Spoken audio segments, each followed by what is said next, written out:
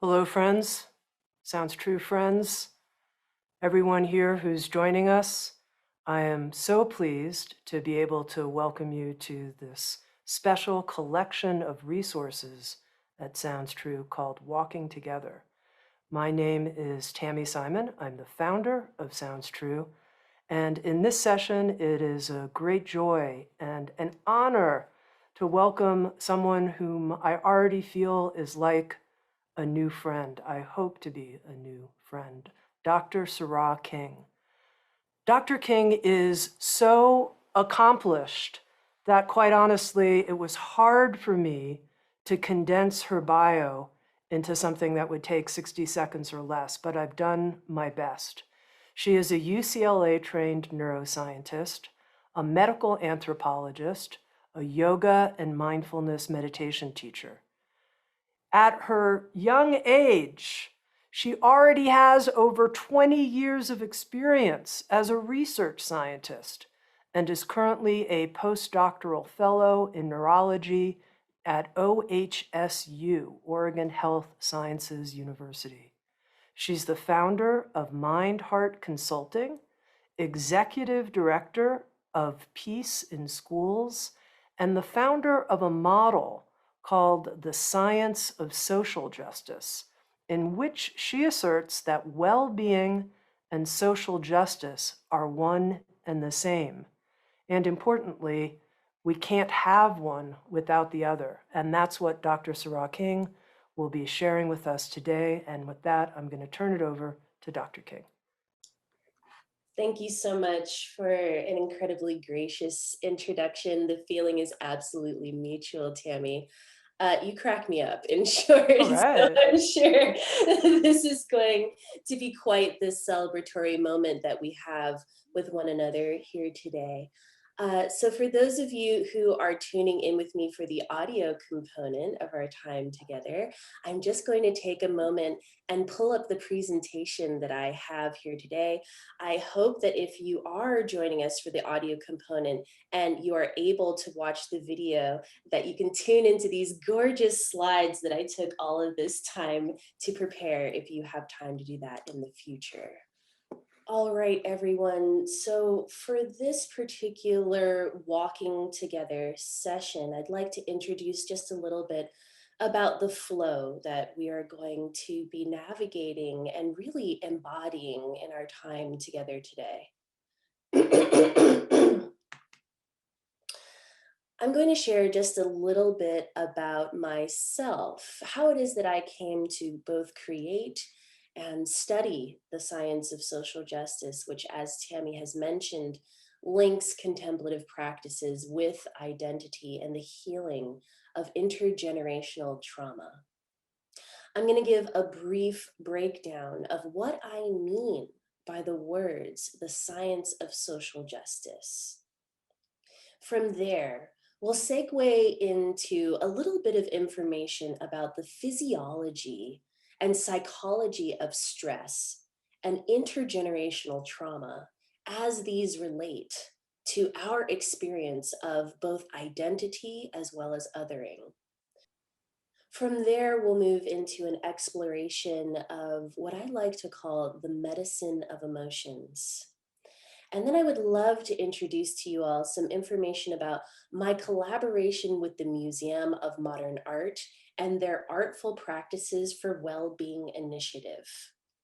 From there, I would love to go on a little bit of a journey into the future of the science of social justice, which is a model that I call the systems-based awareness map.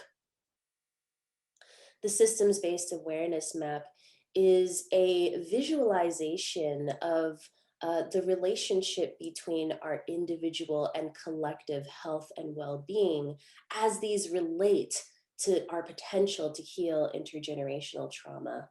And then from there, maybe my favorite portion of our time today, because the science of social justice is not just a scientific framework for conducting research, it is an actual set of contemplative practices that are meant to guide the research in and of itself.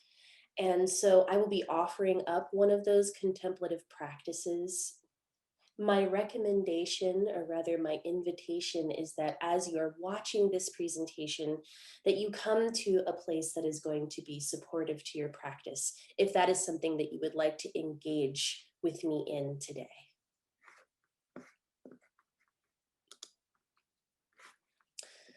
So I work at Oregon Health Science University in their Department of Neurology as a social and behavioral neuroscientist, as well as a medical anthropologist. Yes, that is my day job. I work very importantly in the Department of Complementary and Alternative Care for Neurological Disorders. Now, why is that important? This word alternative is important because we are looking at what is called non-pharmacological approaches to healing and well-being. Non-pharmacological is basically a long and fancy word that means non-drug based. And when we're talking about non-drug based treatment, especially for symptoms such as chronic pain, which sends an incredible amount of people for treatment to our department, we are actually talking about the exploration of how human awareness and perception can be harnessed for its power to shift the ways in which we are in relationship with our emotions and thus activate our power to be in this process of healing ourselves. I also wanted to mention that my journey to neuroscience has been incredibly interdisciplinary. And one of the reasons why this is important for me to mention, right? You can see when I was at UCLA, I received an interdisciplinary PhD in education, neuroscience, and anthropology, right?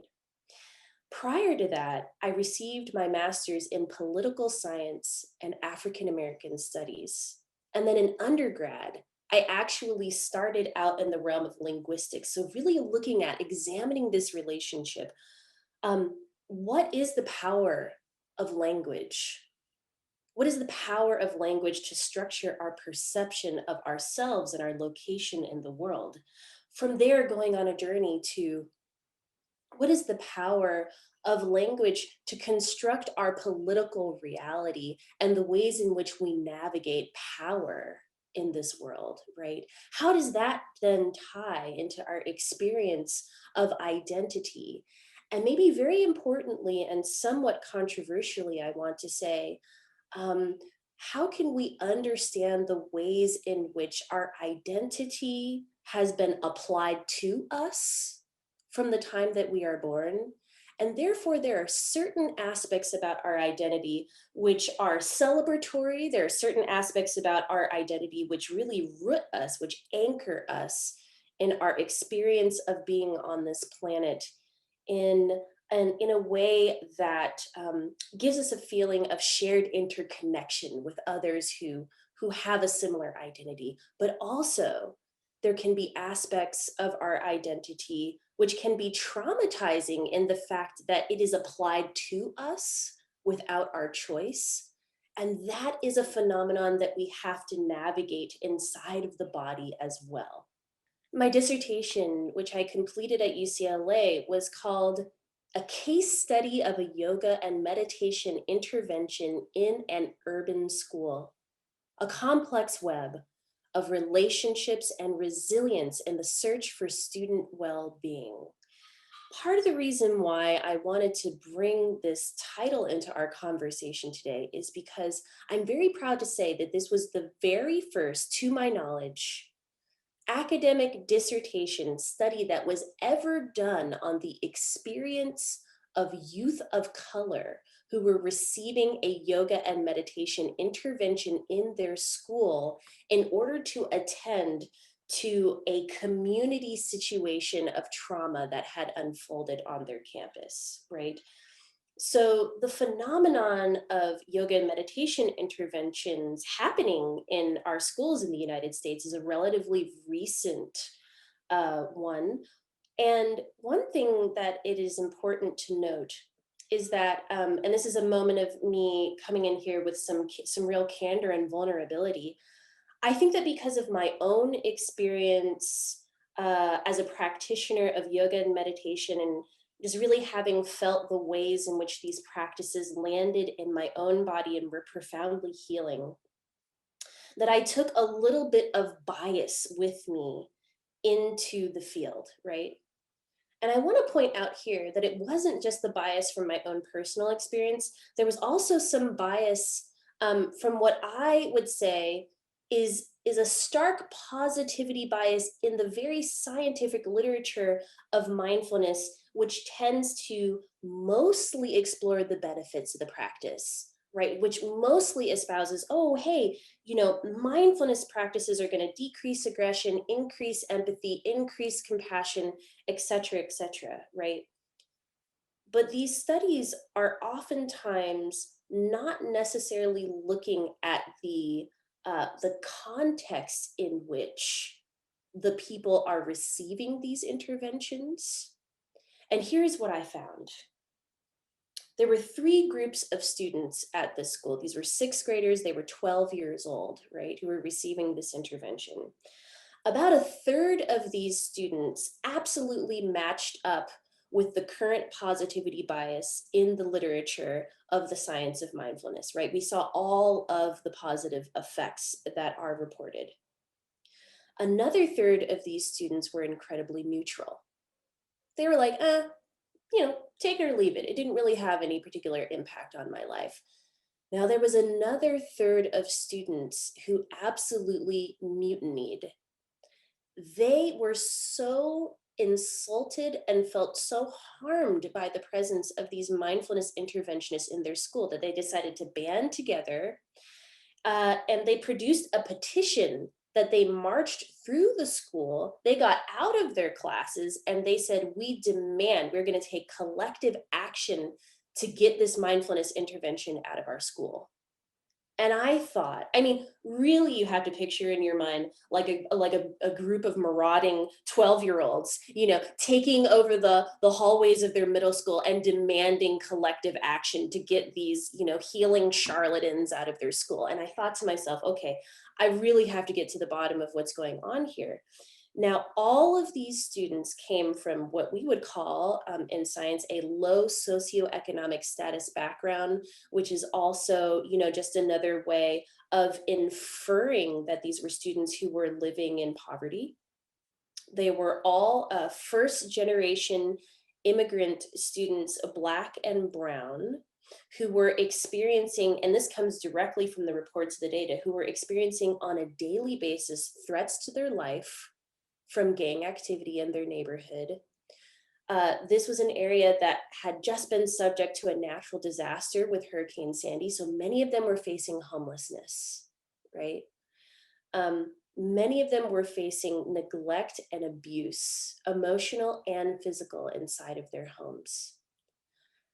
And when I sat down with them to interview them about their experience with this intervention, one of the things that came alive for me so immediately was just how bright their awareness was about the role of their identity in relationship to how they were experiencing their body. They were highly aware of their racial background, their ethnic background, their gender background, religion, etc., and the ways in which they were being actively marginalized in their society. At 12 years old, they had a really deep social consciousness of what was happening in the government, what was happening in their local community, all of these various power players and systems which they recognized the oppression was occurring in their bodies. And so what they said was, how are you going to force me to sit down and encounter these practices which bring me into an incredible state of vulnerability and intimacy with the pain of the oppression that I'm experiencing in my body, and then you do not name it? You say nothing about it in the course of learning these practices. And that was a huge aha moment for me, right? In that moment, these 12-year-olds became some of the most powerful teachers that I have ever encountered in my entire life, or ever will, really. And so from that, I developed a theory that I titled A critical yoga and meditation practice, what might that look like, right? Especially when we are talking about yoga and meditation practices that might offer some form of specific healing for marginalized youth specifically. And I have this quote from directly from my dissertation that says, student well-being is intimately tied to the socioeconomic disparities that continue to segregate low socioeconomic status urban students into schools that do not offer them the kinds of opportunities they need to succeed. And I'm going to jump in here with this one little fact. Schools in the United States right now are more segregated than they were in the 1970s. And so, what that says to me is that there is something happening, or rather, something that is not happening in the relational sphere of these schools that is healing this divide, that is along the lines of identity. And I went further to say that the experience of being a racialized person in the United States, I'm being very specific about this language, a racialized person, or of racism, are experiences that are specifically embodied. Thus, yoga and meditation practices that do not explicitly and critically address this aspect of the lives of low socioeconomic status students of color risk sending the message that this incredibly salient experience of being racialized is less than meaningful. And there is harm being done in that. Now, what do I mean by racialized? This is a verb. This is a verb which means that race is a phenomenon, it is a construct, it is an experience of identity which is applied to us, which we discover after we are born. No one comes out of the womb, declaring, I am this or that race, right? And I'm really honing in specifically on the experience of racialization because, and again, maybe this might be a little bit controversial, right? Um, According to how you identify with your experience of race, you may have great feelings of pride and celebration that arise in your body, or you may have great feelings of shame and anger that intermingle with that experience of pride because of this association with either oppression, belonging to a group of the oppressed, or with belonging to the dominant group of oppressors, right? Either way, there's something really important that we have to critically examine about why and how it is that we are expected to identify along the lines of race without thinking critically about what impact this has on our very nervous systems, and on our capacity to truly sense into our fundamental interdependence, right? And so from here, I would love to get into a bit of a breakdown around what I mean by the science of social justice. In another presentation that I formally gave, there was a participant who said to me something like, I go into these presentations about embodied social justice, and it seems to me as though there's this expectation that we all mean the same thing with the vocabulary words that we're using. But I think that that assumption is somewhat harmful. So when they said that to me, I thought to myself, oh, I can't just say the science of social justice and assume that people understand exactly what I mean by that. So let me break it down just a little bit. By science, I mean the systematic study and connection of the patterns of arising phenomena within our individual and collective awareness by means of investigation, measurement, and inquiry. And part of the reason why I'm working with this particular definition is because there is something about the act of engaging with contemplative practices, which to me is deeply scientific. When I look at the Satipatthana Sutta, it is a step-by-step direction on how we can, using the tools of our awareness and our attention, come into contact with all of the fine systems of our body and be in relationship with them by means of investigation and inquiry. Now, measurement is a whole nother realm of the scientific enterprise, which is not necessarily occurring under the auspices of our contemplative practices.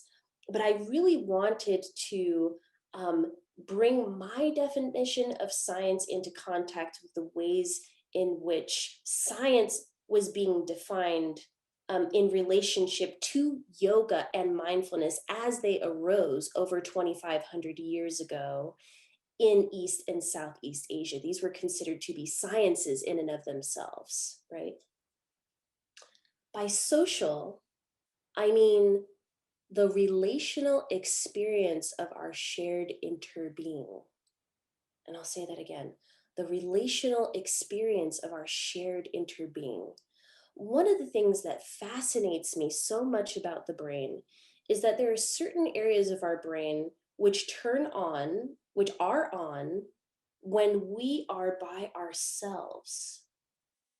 And then the minute that another person enters our environment, that same area of the brain begins to fire completely differently. And why? Because our brain is a social brain. Our brain is built to sense into the field of our shared interbeing and to pick up on all of these very fine messages from nervous system to nervous system, telling us who is safe to be around, who sees us, who hears us, who feels us, and around whom we are feeling some sense of invisibility or violence, right? The brain is finely tuned to pick up on these kinds of details. Now, I had to get really clear on what I meant by the word justice. Really clear. By justice, I define justice as loving awareness in action. I'll say that one more time. I define justice as loving awareness in action.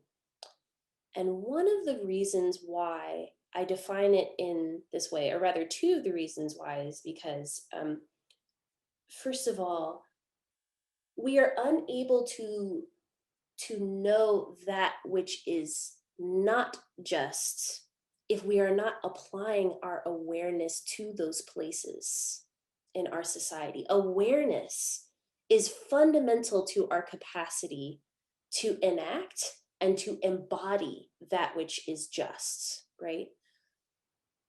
But also, I had to put the word love in there because I became aware of a lot of conversations that were arising, particularly around, for instance, the insurrection in the Capitol riot of January 6th, right?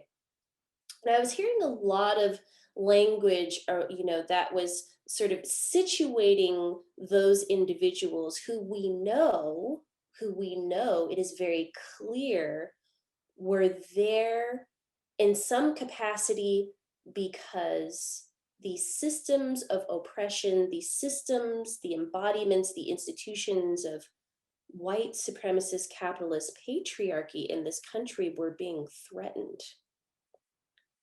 And I thought to myself, why am I hearing their actions um, being typified as somehow going after justice? Why are people saying that this is about justice? How can we possibly equate someone who can violently break into the White House holding a Confederate flag, which is a symbol of the subjugation and dehumanization, really, which is a symbol for people such as myself, or really anyone who does not fit into whiteness, our subjugation, right, and violence against us? How can that be justice? And so, with that, I want to bring this definition of justice into this conversation so that we can be in the practice of orienting for ourselves, right? Especially around, asking ourselves questions like, is justice about revenge? Is justice about retribution? Is justice about cancel culture? Or is it about love? And if it is about love, can we allow our understanding of the relationship between love and awareness and how those get put into action? Can we allow that to really shape the ways in which we are understanding ourselves to be promoting and embodying justice for ourselves as well as for others?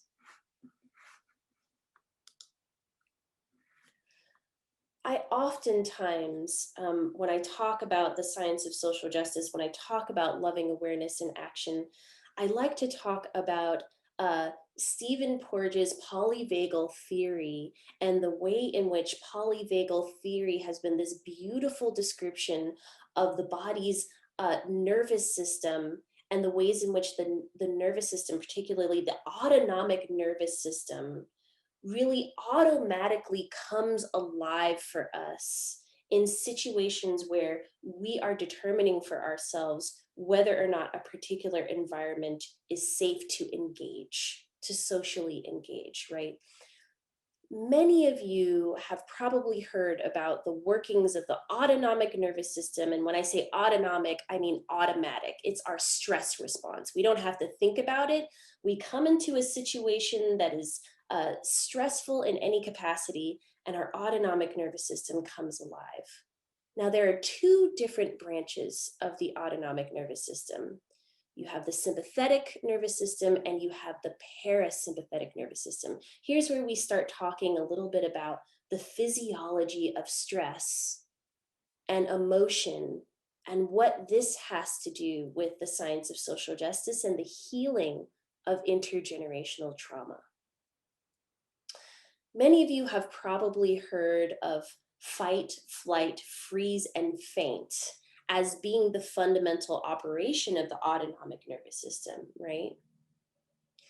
But I kind of want to situate this fight, flight, freeze, and faint outside of situations of, what may be considered to be really obvious stress or trauma, right? Like there's like a car that's racing towards you and you have to mobilize your body and get out of the way, or some other form of really explicit threat, right? And I have this question for you all. How many of you have ever been in a conversation with another person or a group of people who share a different identity than you do? How many of you have been in a conversation with this person about some aspect of identity? You've been talking about race or gender or religion or culture. And at some point in that conversation, you have tuned into some feeling of panic, fear, anxiety, worry, or concern, right? That you're not saying the right thing, that you're not getting it right. How many of you have been in a conversation about identity, especially in the last year and a half, where you have felt rage, anger, irritation, or frustration? This is the activation of the sympathetic nervous system at play. This is the body's trauma response, which is the body's intelligence coming alive while you are in the middle of this conversation, right? Now, how many of you, same situation, same context, have been in some kind of a conversation about identity in a group, in a diverse group of people, and you have felt emotions such as shame, you felt shut down, or a sense of hopelessness? How many of you have felt like you're dissociating from your body, or a sense of numbness or depression, even in the context of that conversation, or when you're just trying to navigate the development of your own understanding of your deeply intersectional identity and asking yourself these questions of like, well, how do I fit into this world? This is what I mean by the need to be really critical about identity and the ways in which it is really intersecting at all times, literally, with our physiology and our psychology at all times. Or I'll give you another example. How many of you have ever been walking down the street and you have seen someone who comes from a background that is visibly different than yours, and you have ever felt any of the emotions that I just named?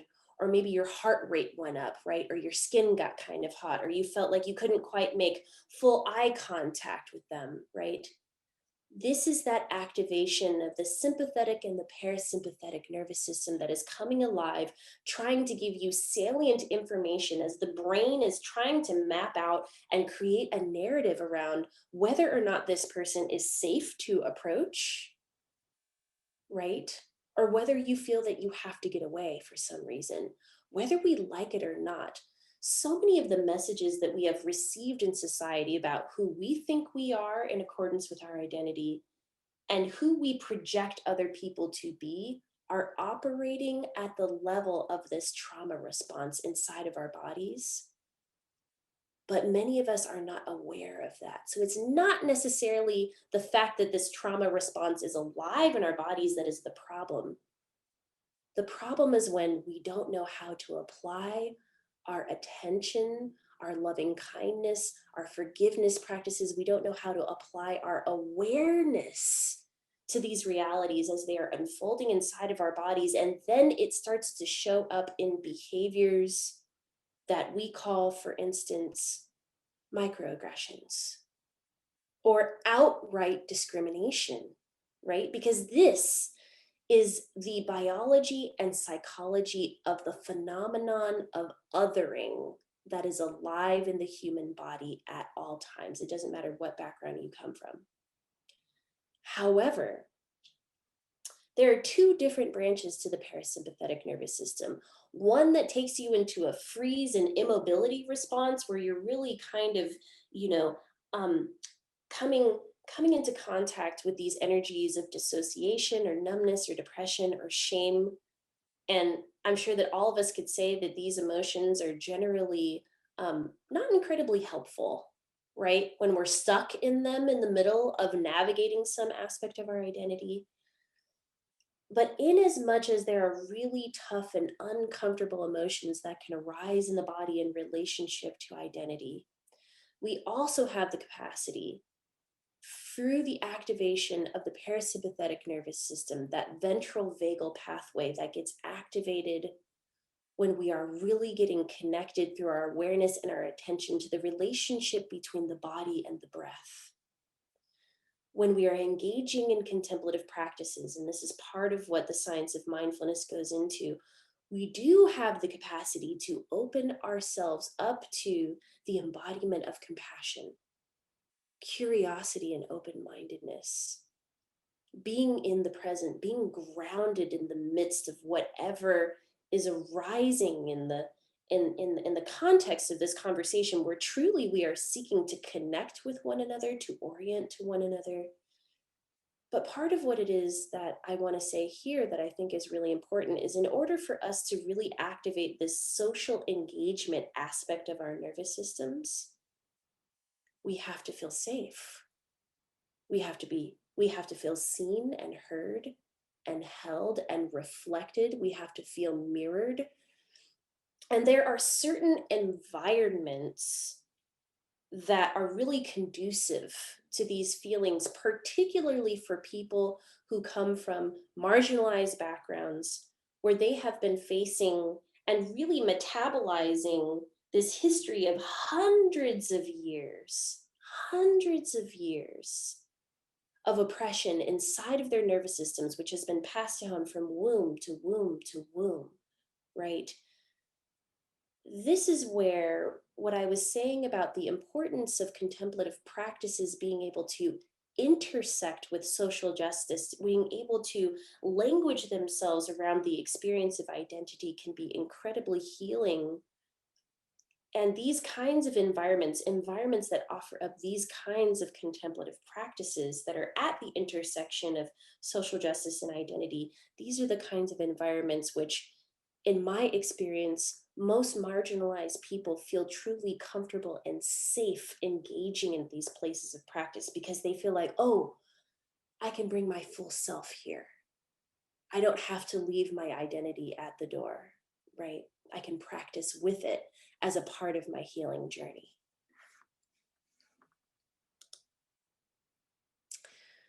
Another thing that I want to talk about, and I'm realizing for those of you who may be tuning in to the visual portion of this, that this is a somewhat complex image, but it is an image that is about what is called the significant neuroanatomical and physiological overlap between chronic pain and chronic stress.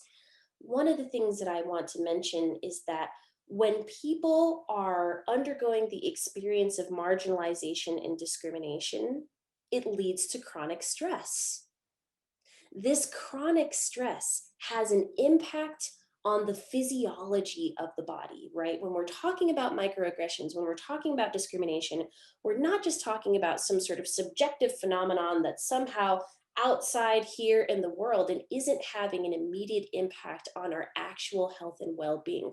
Chronic stress is an injury, a repeat injury to the body that, and if you're looking along with me, that is correlated with the development of depression and chronic pain, as well as PTSD inside of the body.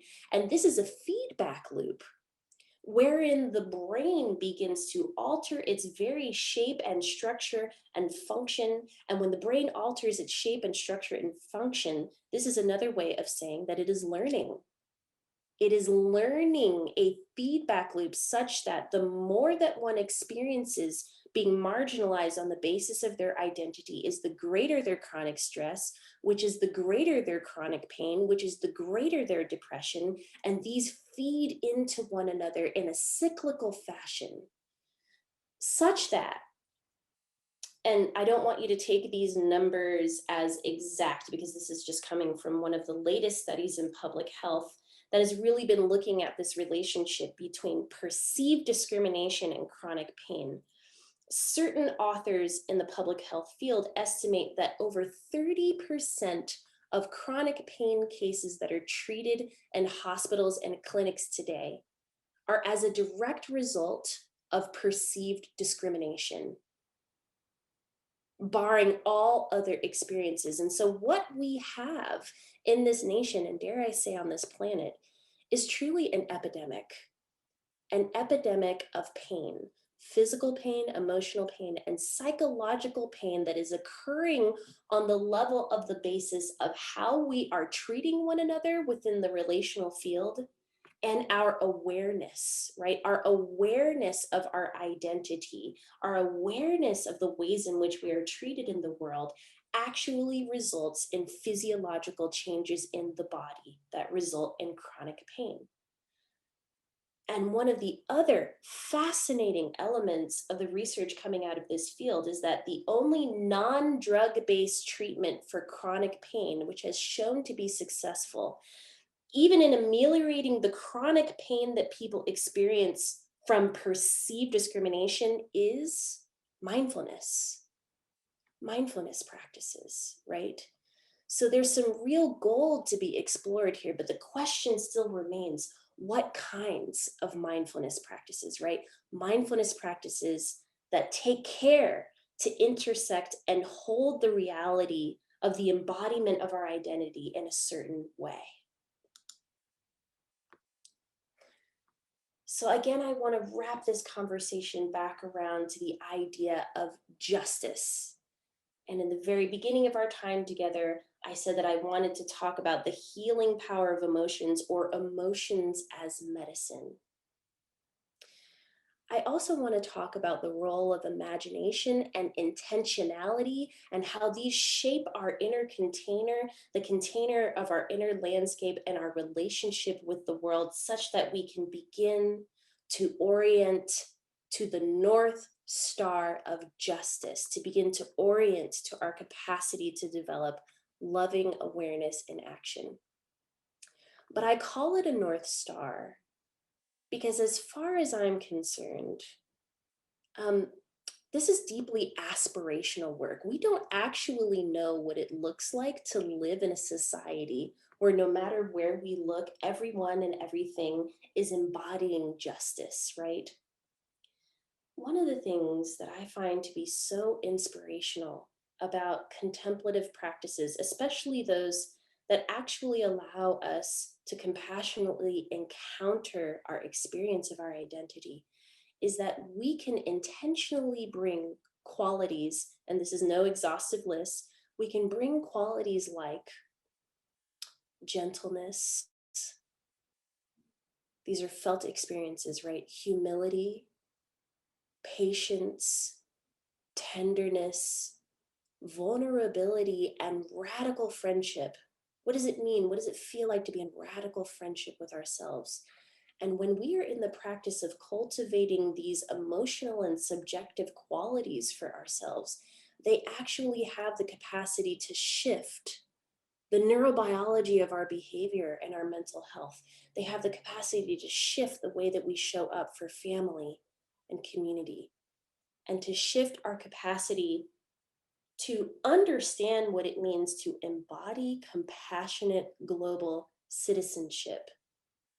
And so, as you see, it's very important that we realize that there is a very fundamental connection between our awareness, how we are tending to ourselves and our emotional states, how we're being in relationship with ourselves, is really going to bolster our ability to embody this loving awareness in action and be on the path of discovering what justice is really about.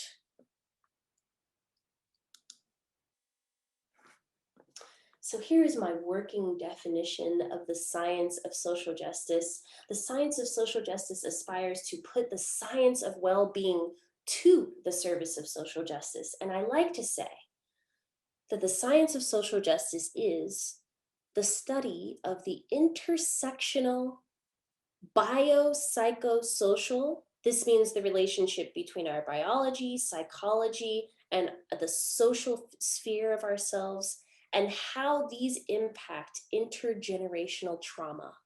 So, trauma that is being passed down from centuries of systemic and institutionalized oppression for marginalized populations here in the United States, but I would also say abroad.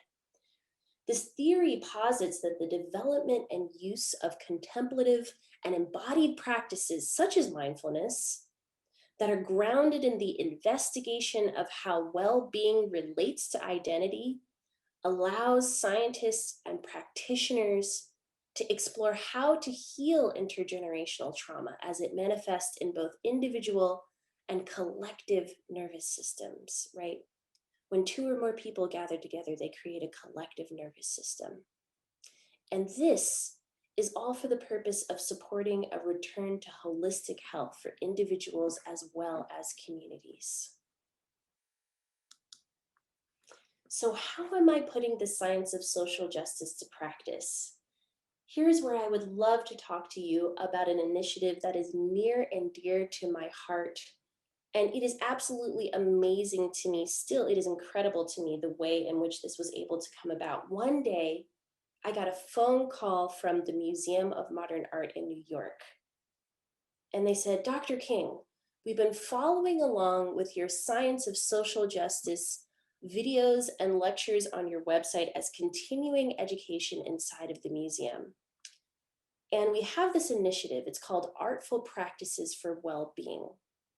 So as a museum, they are really exploring this relationship between what does it mean for a museum to be a trauma-informed space? What is the relationship between art, art as healing practices? How can art, the viewing of art, the interacting with it, being and navigating in this space really promote well-being? And then beyond that, or maybe included in that, how does art have the capacity to communicate something to us about this relationship between science and social justice in a way that other mediums might not be able to? And so here was the request. They said to me, we are wondering if you would pick out one work of art from our collection Now, this was a virtual collection because, of course, we were in the midst of COVID at this time. They said, we'd like you to pick out one work of art. And when you do, we would like you to record a meditation that is at the nexus of an experience of that work of art, as well as the history of the artist who was involved, and your framework of the science of social justice. We want people to be able to learn about this relationship between social justice and well-being as they are intersecting with the art. So I picked out this particular work of art. If you're listening along with me today, then you can Google Betty Saar, BetyeSaar, Black Girl's Window. And I recorded an audio meditation of the science of social justice that was leading people through a journey of both witnessing this work of art in a contemplative fashion, right? Witnessing the work of art, but being in the practice of really encountering it with our awareness of the relationship between the body and the breath being really maintained, right?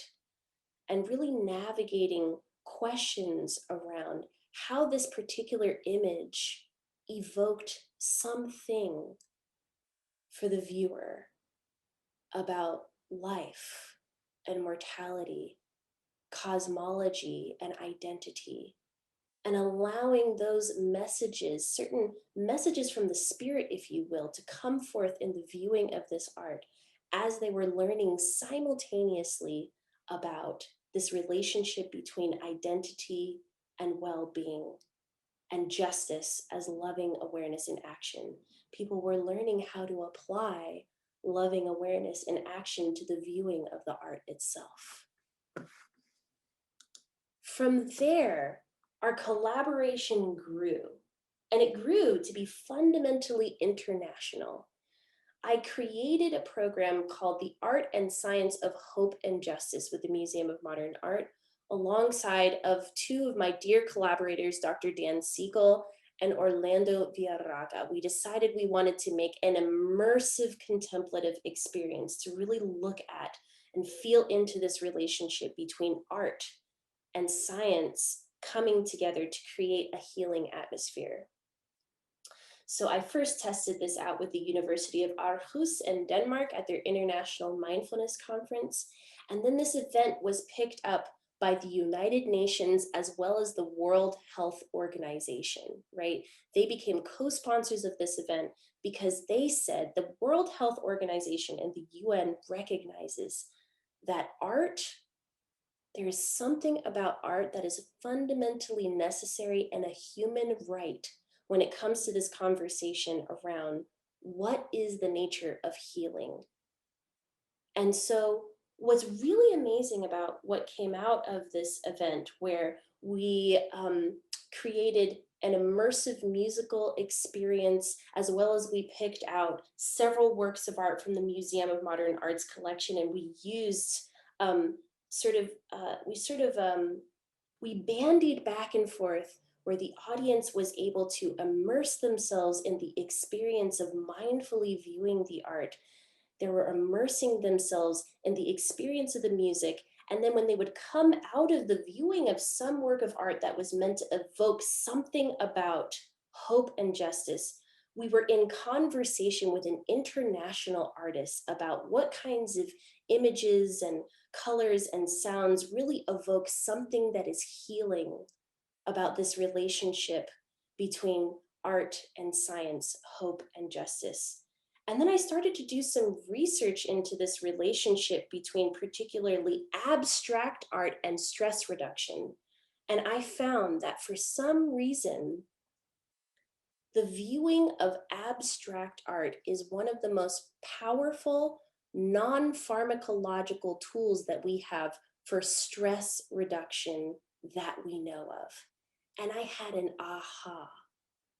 When it comes to the healing of intergenerational trauma, we have to be in the practice of being in relationship with a sense of self that goes beyond just being an individual.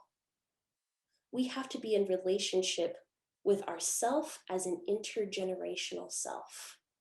I am an intergenerational self. I contain all of the messages of my ancestors as well as my descendants in the experience of this body in the here and now.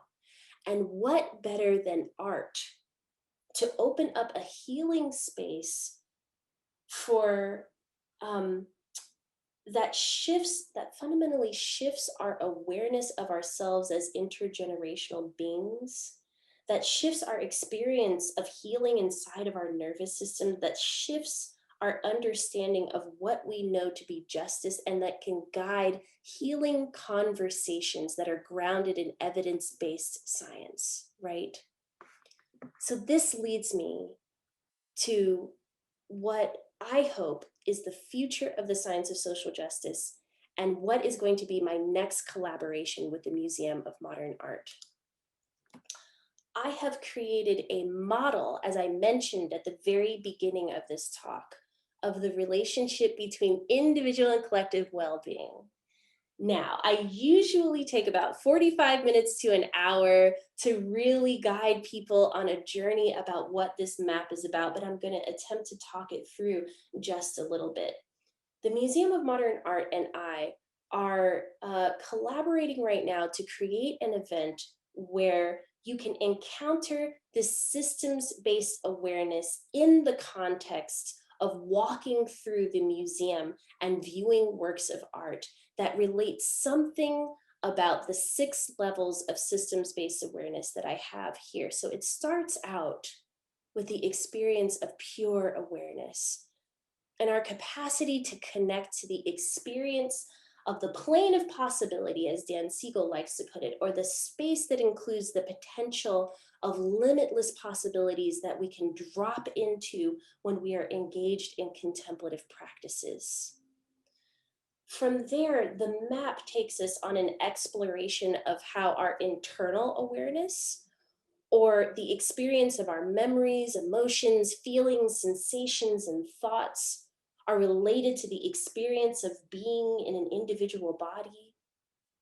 It moves outward from there into the experience of identity awareness, right?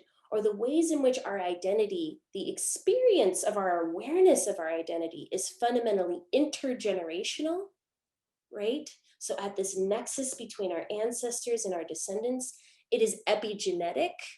And so it is at this nexus between the environment that we grew up with and our genes as they are evolving in our bodies. And it is intersectional because it involves every single one of the ways in which identity has been applied to us throughout our lives.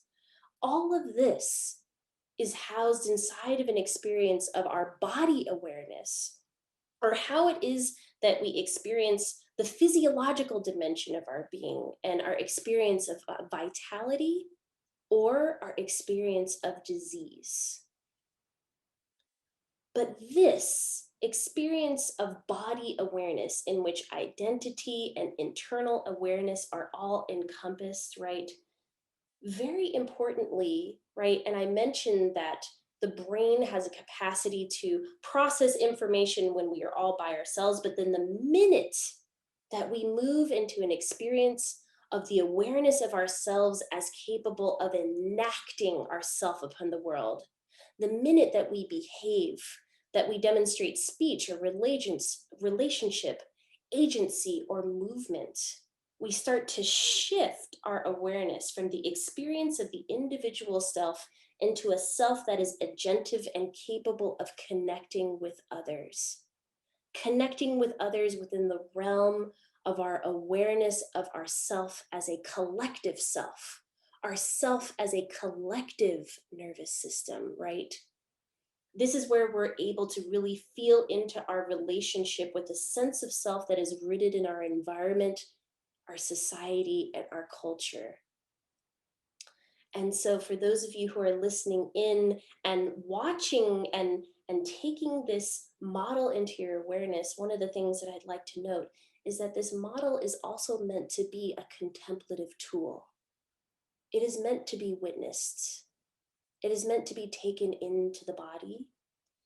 And in 2022, you will be able to sign up to go to the Museum of Modern Art and be led on a tour either by me in person if you're going to be a part of the neuroscience study that I'm conducting in relationship with the Museum of Modern Art, or you'll be able to get on your phone and you'll be able to go through a tour of the museum viewing specific works of art that have some special message for you about how it is that you relate to your own systems-based awareness. And so I'll be very excited to share an update with you all about that, just, in the off chance that I actually get to see some of you in person in order to be able to experience the study with me. But this truly is the future of the systems-based awareness map. And it is my hope that it really becomes both a contemplative tool and a means of visualizing the relationship between our capacity to really heal and integrate trauma as it intersects with every single one of the layers of this map, and that we will be able to study and understand exactly what the healing power of art is in relationship to justice as loving awareness and action. And so with that, I would love to offer up a brief contemplative practice that I hope will be, an invitation into an embodied experience of everything that we have been exploring with one another today. And so this practice is absolutely optional for those of you who do not wish to participate. You're always welcome to bear witness. For those of you who do, the invitation is to either close the eyes completely or to employ a soft gaze where you can land the gaze without staring just a couple of inches in front of the feet or the knees. And as I like to say oftentimes when instructing meditation, as an act of collective solidarity, let's take 3 deep breaths in with one another today.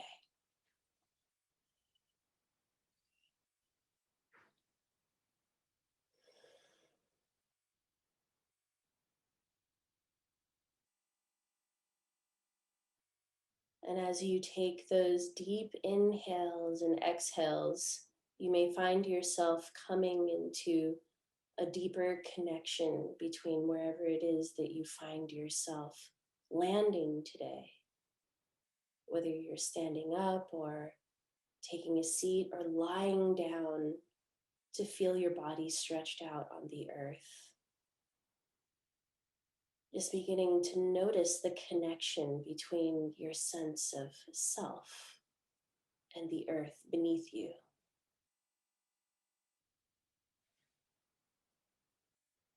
Returning the breath to a natural cadence and rhythm whenever you feel ready.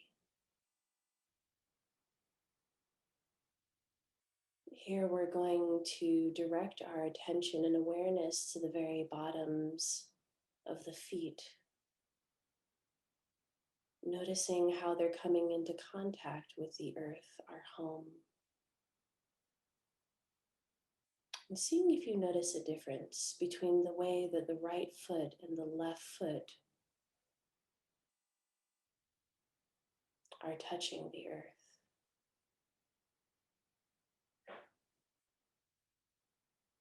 Maybe one foot feels slightly heavier or lighter than the other.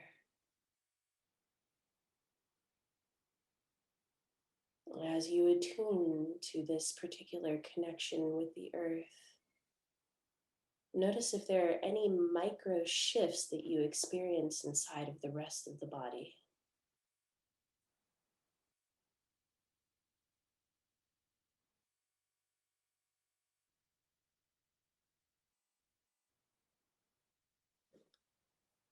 And from here, the invitation is to take the entire body into your mind's awareness as an observer.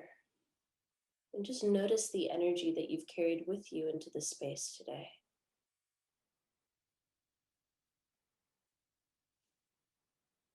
And we'll be in the practice of feeling into some radical friendship with ourselves.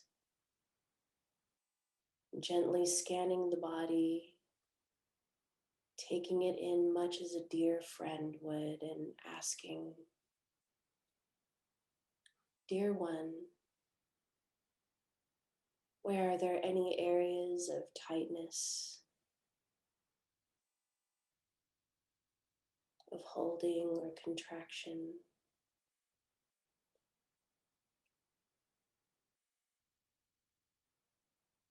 And as you notice wherever those places are, can you offer up just a little bit of relaxation?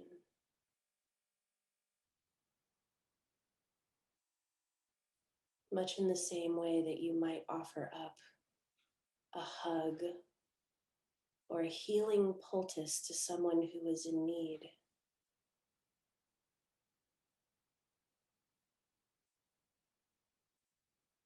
Noticing if there are any places that are shouting out to you in this moment, or if there are places that seem somewhat quiet.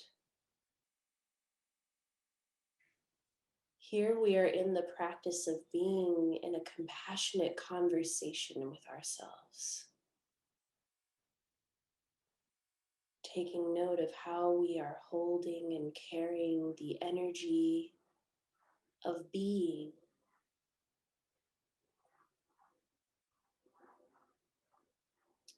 Here it might be helpful to note if the muscles of the belly are pulled tight in toward the spine. You can experiment with allowing the muscles of the belly to be loose as an act of embodying vulnerability. See how the rest of the body responds.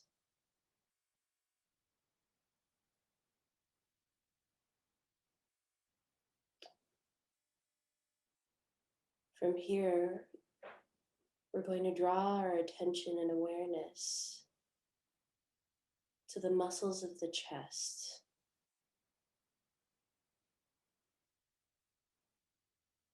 Being in the silence and noticing the quality of the energy of the heart space.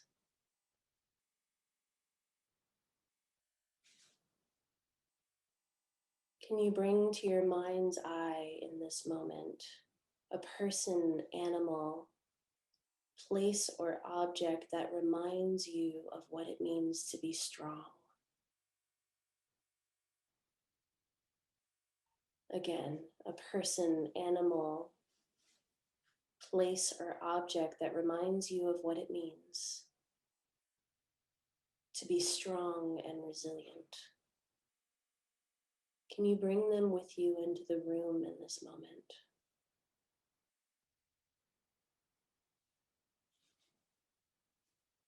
Noticing how the body responds to having this support.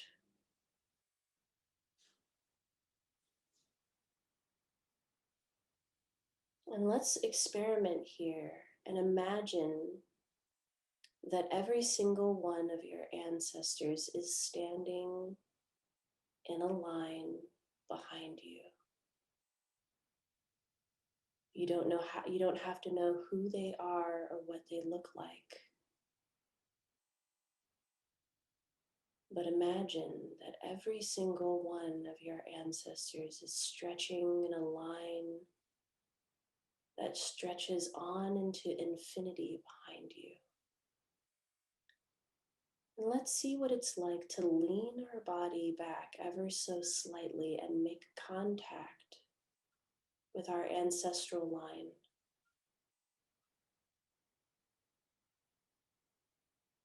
Who were they?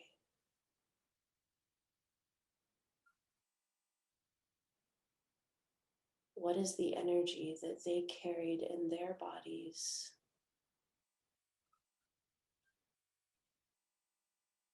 See what you notice, if there's any contraction or tightening or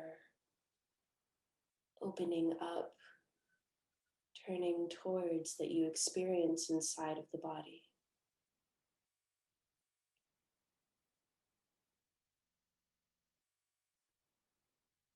And if there's any particular narrative that's arising in the mind, you can gently return your attention and awareness back to the body and the breath.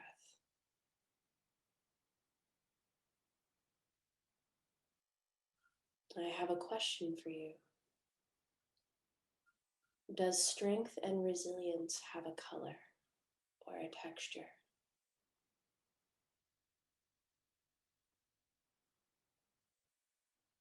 If you notice a color or a texture arising in the mind's eye around strength and resilience, can you shine that light of strength and resilience back into your ancestral line,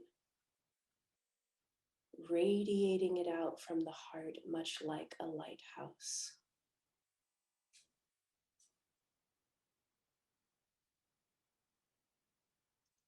Let's take a deep inhale and exhale here.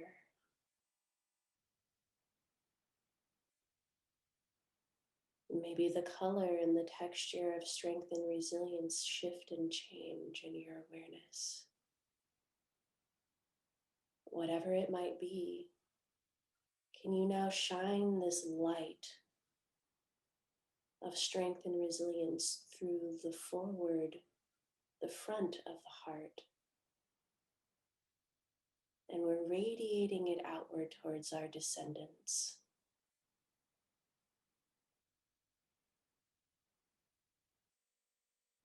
Your descendants don't necessarily have to be children who are born from you, but your descendants are any and all of the beings that will come after you on this earth.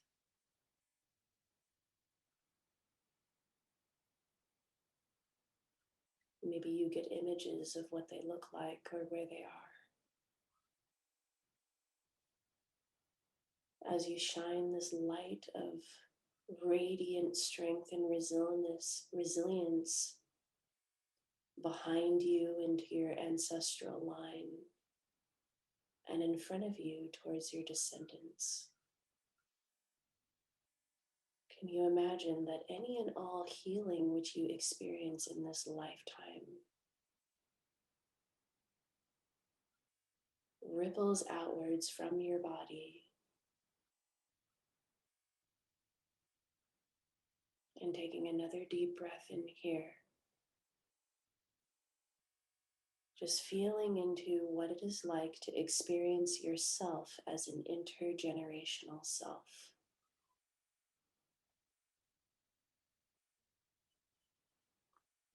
Breathing into the body as an intergenerational body.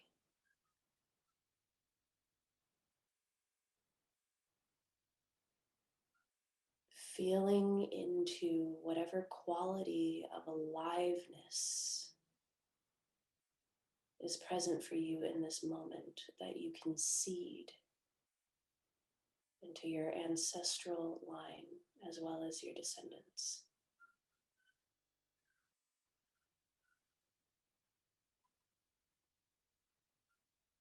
What does that feel like?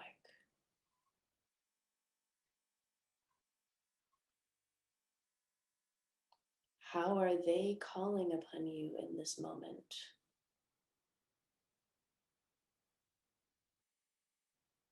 What knowledge or wisdom do you mutually have to share?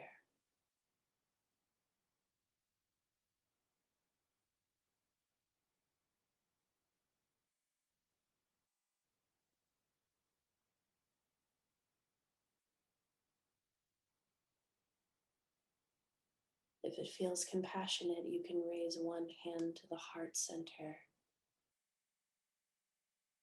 showing our ancestors and our descendants an act of gratitude for all that they have contributed to our life force.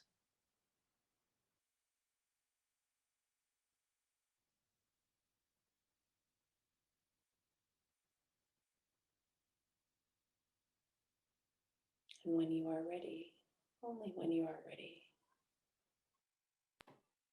slowly beginning to open up the eyes without staring at anything in particular.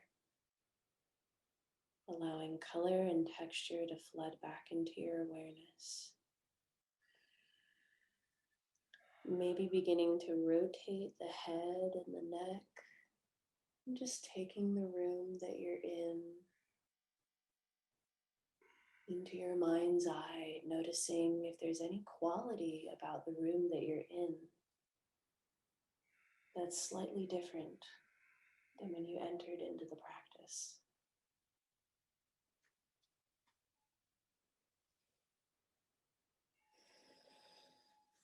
All my gratitude for sharing your practice with me today and for being on this journey of learning about the science of social justice with me.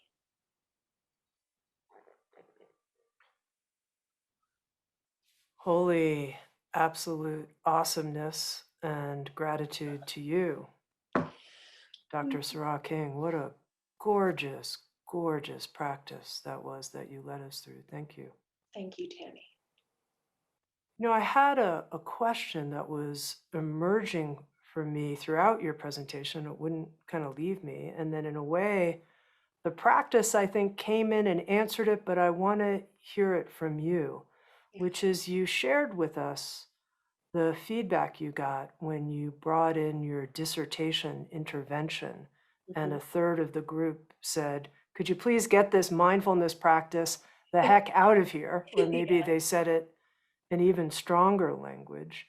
Do you have a vision of how you would introduce awareness practice, maybe in some ways similar to what we just did, but differently? How would you introduce practice for people who are younger so that it wouldn't get rejected like that, where their bodies would say, oh, this is relevant for me. I'm working with everything behind and forward, or help me understand what you know now. Yeah, absolutely. I would say that what I know now are that stories that reflect people's lived experiences back to them can create a feeling of safety and interconnectedness. So if you're bringing contemplative practices to a group of 12-year-olds, who live in the hood, bringing stories in about the Buddha is probably not necessarily going to be the thing that resonates, right? And so we have to do our research and we have to say, who are the people that these young folks look up to in their communities who are engaging in these practices, right? And then you have the LeBron James, or you have the Meghan and Harry, the Duke and Duchess of Sussex, or you have the Naomi Osakas, right, who are using these practices.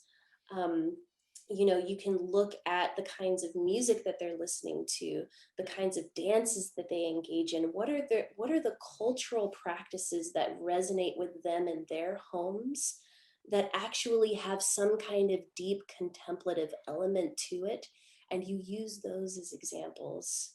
But most importantly, the interventionist, so this actually wasn't my intervention, it was an intervention that I was studying at this school. None of these interventionists reflected the cultural background of these students back to them. They were all white-bodied interventionists who came in to talk about trauma and resilience and well-being. And here these students were sitting there like, but what do you know about my life? Mm-hmm.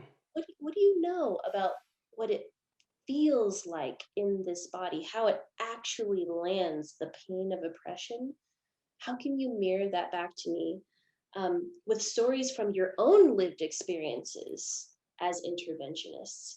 And that was not something that was able to arise in that moment. And so that's part of the reason why I say that I have this decolonizing practice of bringing stories from my own personal background into conversations about contemplative practices and social justice, because in a sense I really want people to have an understanding that it's not just my journey through academia that is informing the way that I'm going about this approach, but really it is my experience of growing up in this country as a Black, queer, exploring non binary person, and the ways in which I have encountered constant social rejection,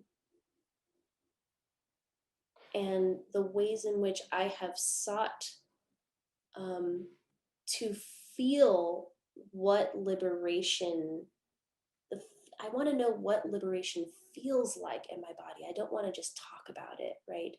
And it is from those lived experiences, as well as the data, that I am drawing from in terms of how it is that I am setting up a container for practice in any space that I engage in.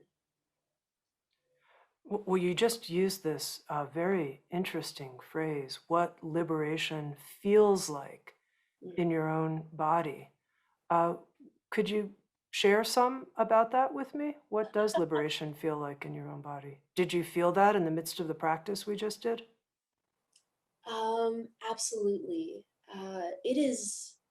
Um, it is liberating to me to feel into a sense of self that is not just bound by just being a singular individual. It is liberating to me to experience the feeling of being an intergenerational self, to experience an openness to being in relationship to all of the energy and information that my ancestors, as well as my descendants, have to share with me in every heartbeat.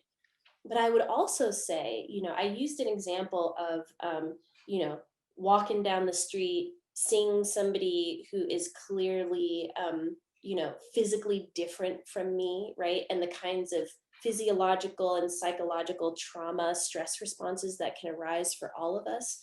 So, part of what liberation feels like for me is when I'm walking down the street and I notice those sorts of trauma responses and narratives rising up in my body, I can notice with my awareness this quality of reactivity, this quality, this urging um, to other that person. And I can identify in that moment that that is not loving awareness in action, that is not liberation. I can drop into my body, I can experience a sense of spaciousness, and I can be in this active inquiring moment to moment, right? What are the ways, what are the fathomless ways in which this person and I are deeply interconnected, fundamentally interdependent, right? And maybe those are ways that I can't necessarily perceive on the surface, but I can feel it heart to heart when I pass by. And by the time I pass by that person, I'm in the act of viewing that person as myself, us. This is an us moment that's happening here, right? And I can emanate that energy at that person, or rather towards that person as they are walking by. And it's a daily moment to moment practice that I have just walking on the city streets in my neighborhood of us, we, collective nervous system. Let's mirror one another. And I feel a sense of safety and vulnerability and interconnection and compassion that comes alive in my heart that leaps towards that person.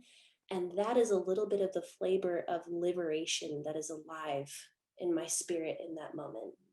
Mhm. Something else I wanted to ask you about, Dr. King, is the medicine of emotions. Mm. And I'm curious for people, maybe in the practice we just did, who felt a lot of grief coming up, for example, when they felt into their ancestors and they felt everything their ancestors have been through, or who knows, perhaps other emotions, rage, all kinds of things. How can those emotions be medicinal and not just things that, Mm. I'll just put it the way it is, make us feel crazy? Right. And again, this is just my perspective. Um, to me, and this is what I've picked up from my Vipassana training at Spirit Rock, actually, I can't lay any claim that this is like my knowledge, right? To me, any and all emotions are doorways. They're invitations to really be in relationship with the heart. And the heart has something to tell us about what is underneath and behind these doorways. It is always lying there for us to investigate and be in relationship with. So I want to say that even for the difficult emotions such as rage and grief, right? We don't want to problematize those. What becomes problematic is when we are in the practice of numbing and turning away and saying, we are in the practice of othering our own emotions and saying, oh, that's not me. That's not who I am. That's not who I want to be. Actually, every single emotion that's knocking at the door of the heart is an invitation. So that's when I talk about emotions as medicine, I think it's incredibly helpful to be in the practice of practicing cultivating compassion, forgiveness, and loving kindness, so that when these difficult emotions arise, we can greet them. We can greet them with a very intentional container and be in the practice of staying with very intimately these emotions and walking very gently through that door and asking, what do you have to show me? Is there something that my ancestors want to show me? Is there something that my descendants want to communicate? And when we're in these practices, we will find that many of these difficult emotions in time will begin to unfurl into tenderness and humility and that loving awareness that I talked about. Before we close, there's one more thing, and it's a big thing Yeah. that I'd love to talk with you about, which is in doing a bit of research in preparation for this session together, I heard a podcast, and a shout out to Conda Mason and the Be Here Now podcast network, where you shared quite personally about your life story and the death of your brother as a result of police brutality, and how formative that event was for you in the work you're doing now.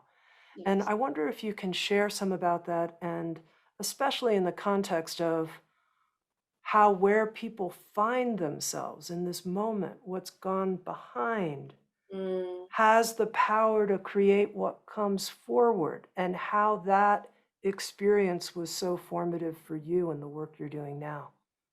Absolutely, Tami. I would love to share about that because, it ties into this question that you had for me about what liberation feels like. And it also ties into this idea of the wisdom of trauma, which is that movie premiere that I was telling you about at the very beginning of our time. There's a movie called The Wisdom of Trauma that was produced through the Science and Non-Duality Conference. I highly recommend that everybody check that out. Um, I was 20 years old when my brother passed away, so it was about 6 months before my college graduation. And I just remember uh, the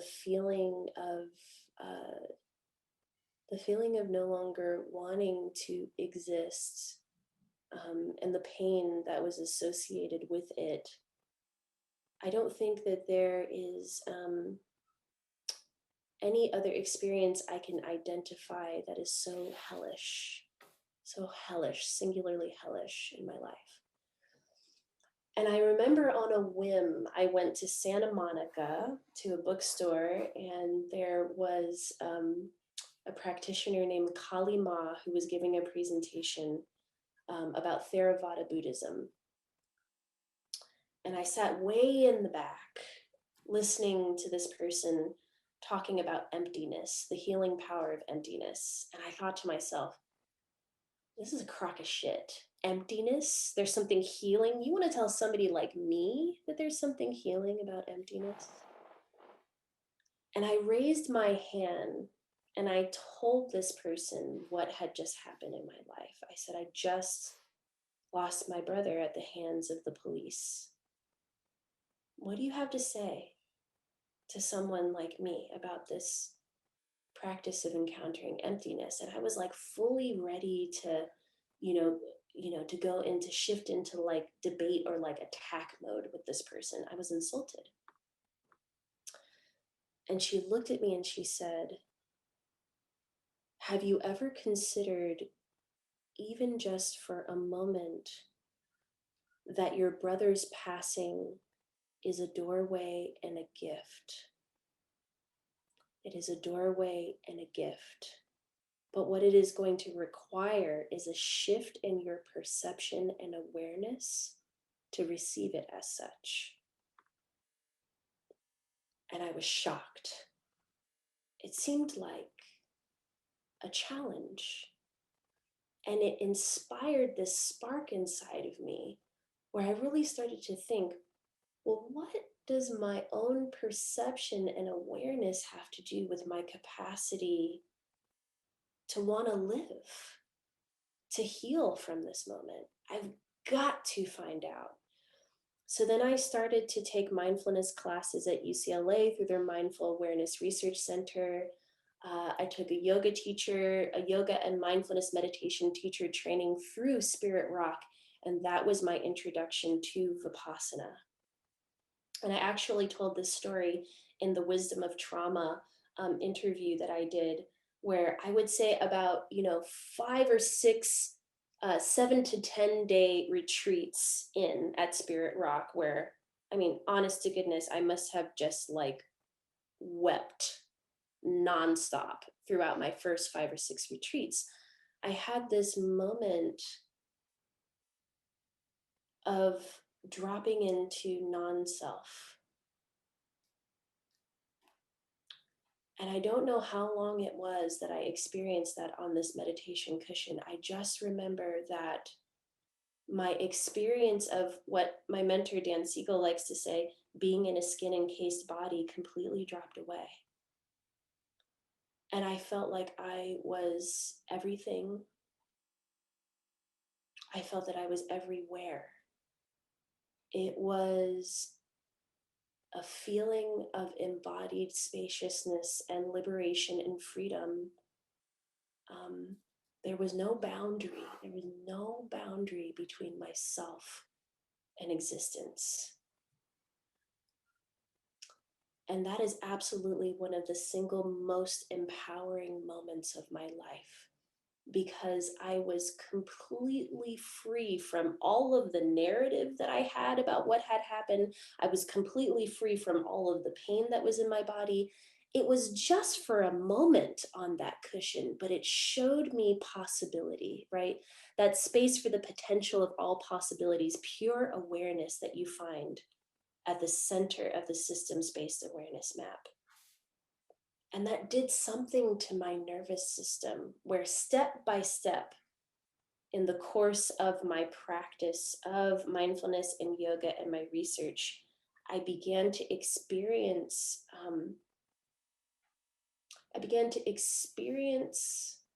his passing as an act that fundamentally connected me so deeply to the suffering of everyone on this planet, particularly the people who are in pain and have lost so much just because of the way that they look.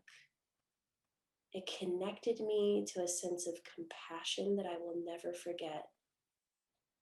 And the fact that I can tell you this story in this moment,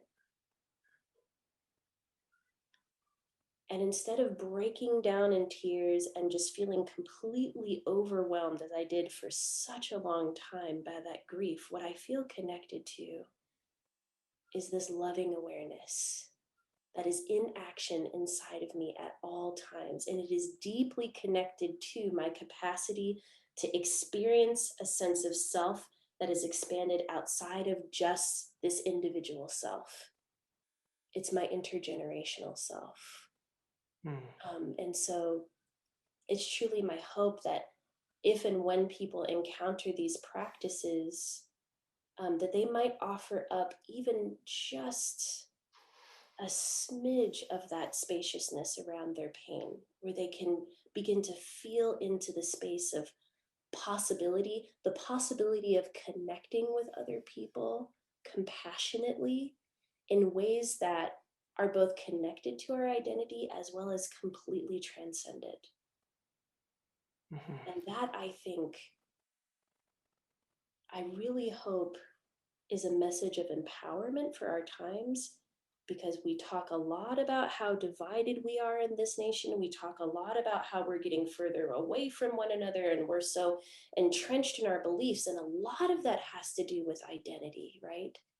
So we have to be in the practice of compassionately encountering our identity in the midst of our practices and bringing all of these emotions as medicine, right? Being in loving relationship with these emotions that we have, and learning how to communicate with one another about our identity in ways that celebrate our differences and bring us closer to this experience of interdependence.